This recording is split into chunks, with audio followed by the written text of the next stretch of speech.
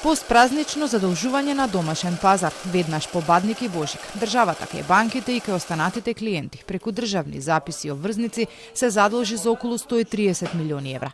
Преку издавање на 15 годишни државни обврзници, владата собра околу 54 милиони евра, со 3-годишните обврзници 11,9 милиони евра, а со 12 месечните државни записи успеа да обезбеди околу 62 милиони евра. Каматната стапка, по која државата ќе ги враќа овие пари, се движи од 3,8 до 5,6%. Банките се оние кои најчесто учествуваат на ваквите аукции, но доминираат и пензиските фондови. Дел од парите на државната сметка треба да легнат денеска, а дел утре.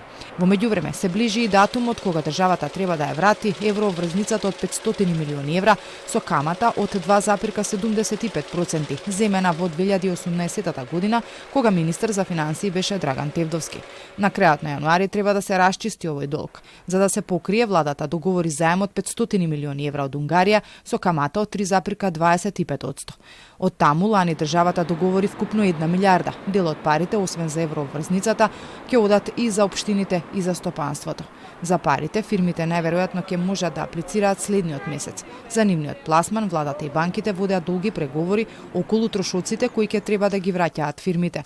На крајот, за да ги пласираат, беше соопштено дека се согласиле дел од помалите и дел од поголемите банки, но не се откри кои се. Годинава државата ќе се задолжува и дома и во странство, но проекциите се дека јавниот долг ќе се движи околу 60% од БДП, растот на економијата ќе биде 3,7%, а инфлацијата нешто над 2%.